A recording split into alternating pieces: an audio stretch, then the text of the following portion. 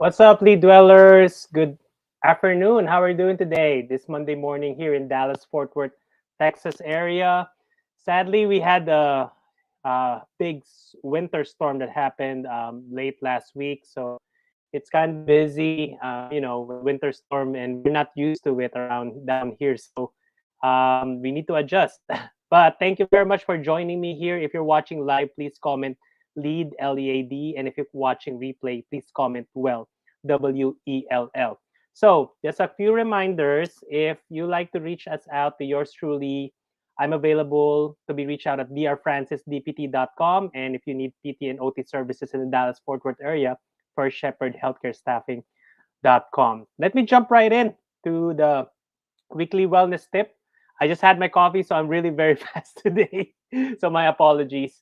I would like to highlight the therapeutic role of cannabidiol in mental health, a systematic review by Khan et al. In 2020.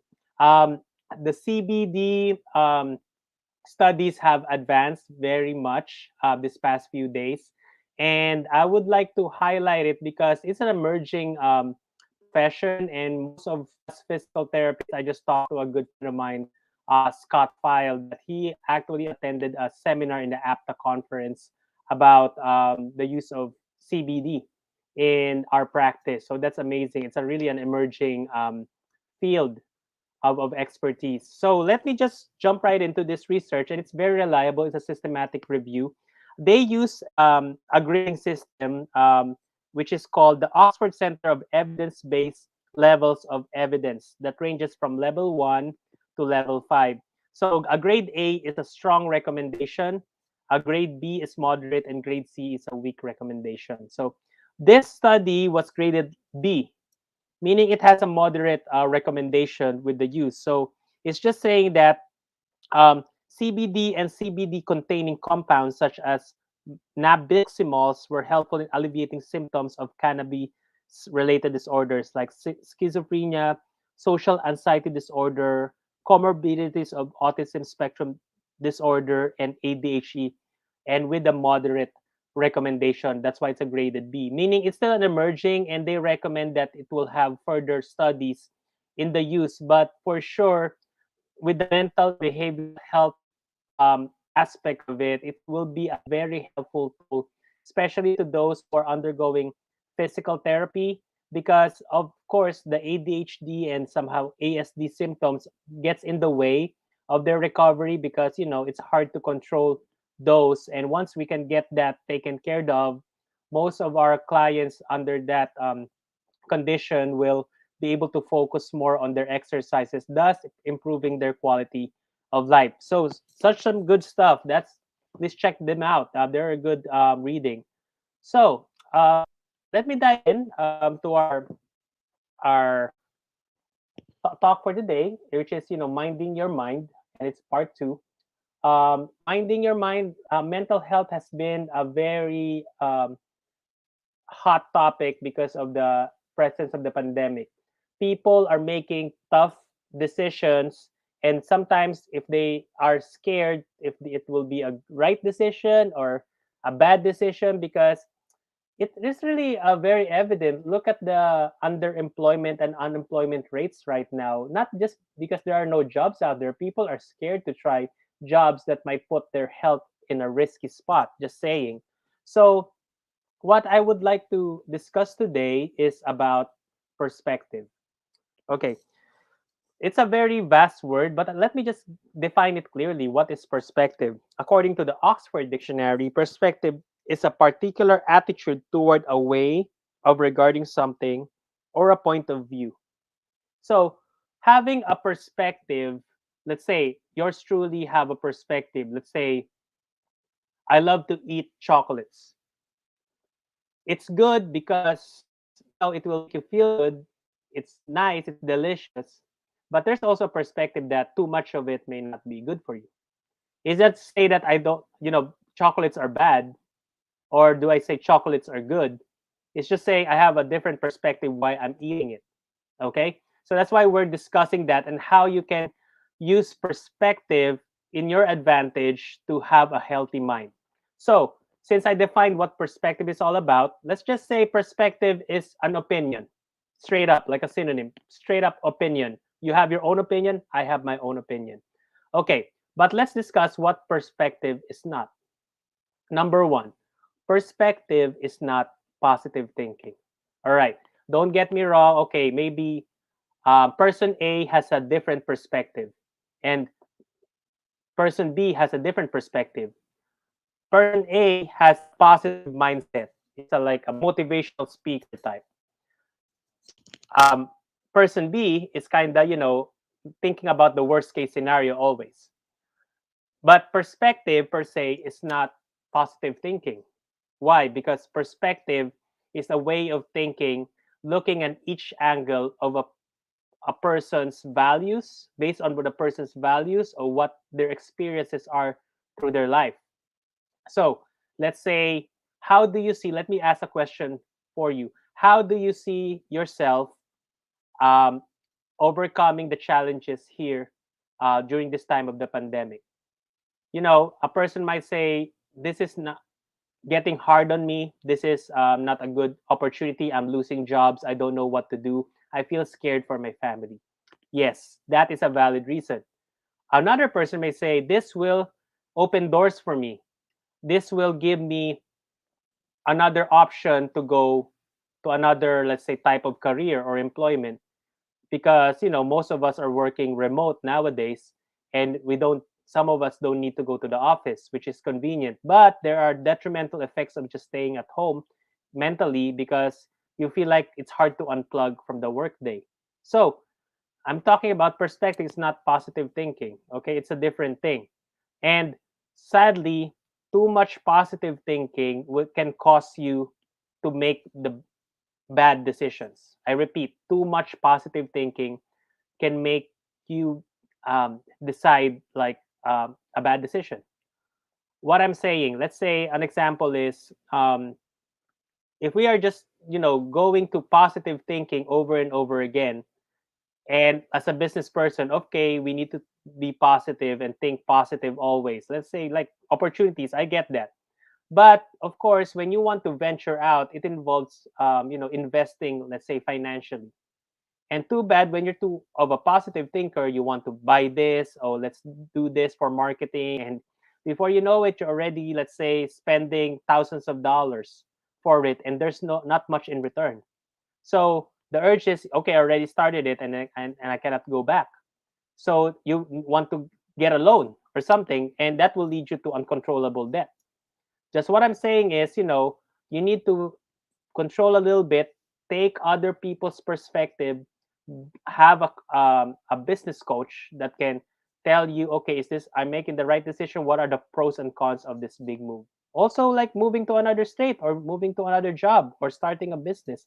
All of that, it's not just purely positive thinking that we need. We really need to have a perspective from ourselves and hearing other people's perspective also.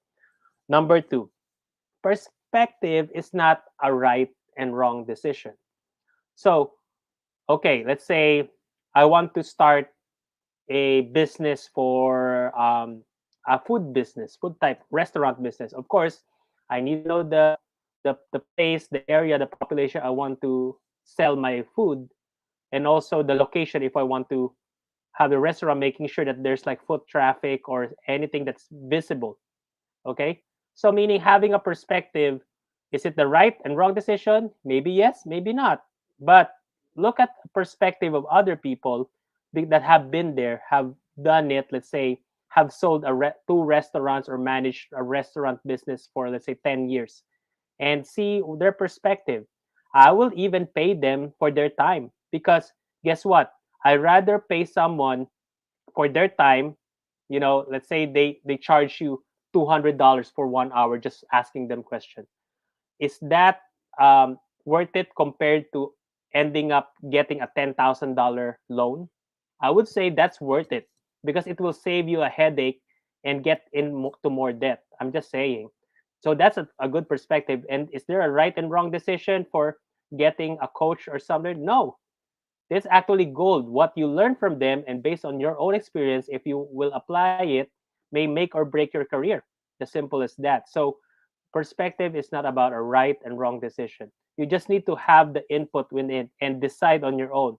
What I do, I put it in a piece of paper, fold it in half, and I put the positive outcomes of this decision and the negative. I write it down. I completely and justify it and equate it if it's like a good move to get into or not a good move to get into or a good move to get out of, you know, of a certain situation. I'm just saying, just being realistic right here because, nowadays everything's kind of uncertain. So you need to have a different perspective from other people that have done it. All right, moving forward. Perspective is not a perfect decision. Okay. There's no such thing as a perfect decision. Usually, when you venture out on something like a big change, family wise, career wise, there's always bumps in the roads. But the good thing about it is if you have a heart of a learner and if you're humble enough to admit that you're still in the learning process, you will be better at it. And just be humble. I heard from a podcast a week ago. Employers are hiring people now not based on their skills. They hire people based on what their attitude is. So employers are more careful to, let's say, go like 3 interviews to know what's in the heart of this employee because of course they are investing their time, their effort and training and money to train this person. But does this person have a heart of a student and will follow, the guidelines? So meaning, um pers- by having that heart to just be like teachable will gain you ground, and you can have more responsibilities because your supervisor knows that you are trustworthy to handle it. So having a perspective, a mindset that, okay, is this a right move for me to choose like this career? We don't know until we try it. But always remember, there's always, a way to get out of it if it's not right for you. At least you tried it. At least you learned from it. At least you will not sleep at night with regrets of not trying it. At least, right? And you know what? The generation right now, I heard from a study. It's not just because the some of the young ones right now. Let's say that 18 to 30 years of age nowadays, it's not, there are no opportunities out there career wise, greener pasture. It's not that. There's just tons of opportunities and we are having a hard time to choose what's the right opportunity when you have 100 options in front of you and you are fearful to just decide which one to take. And guess what, the greatest problem right now is indecision, because if you did not decide on something, you will get stuck and you will feel like you're regretting because you haven't tried at least one thing that's important in your life. I'm just saying. So I would suggest like an application for this. If you are in a point in your life right now that you think you have a big decision, an example of it is if you're a high school graduate and you want to know what career path to take, or you are a new grad from college and you want to know how to start your career right, or you're a full-time employee and you want to just um, see if business is for you, I would highly recommend, as I said a while ago, to hire a reputable and certified coach. Um, because why have a coach that has a different perspective? Because when you have a coach that has is think kind of different than you are, you will stay grounded, you will stay accountable. Okay. It doesn't mean that this type of coach doesn't align with your goals. No, he is someone or she is someone that will ask you the right questions based on the goals that you want, let's say at the end of the year or in 5 years or 10 years time. He or she will ask you the right question to keep you on track on your goals, because you know what, you have your own keys to your destiny and your future.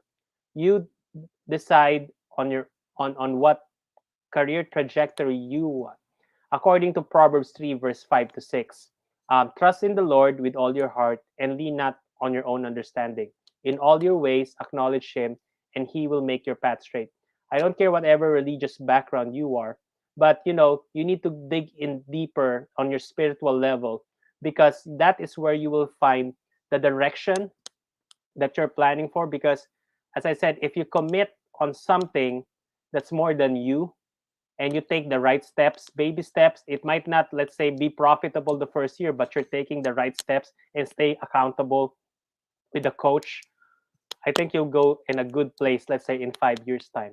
So it's technically, so you're investing your time and knowledge and just doing the right thing, and the ethical way of doing it now, today. All right. So if you want to know more about how to become a certified life coach, or if you're needing life coaching, don't hesitate to reach out at drfrancisdpt.com. Okay. And I will give you a 15-minute free coaching. Just register there, go to contact us and free call, register your name and some info there, and we'll make it work to have that call scheduled with you. Again, thank you very much for listening.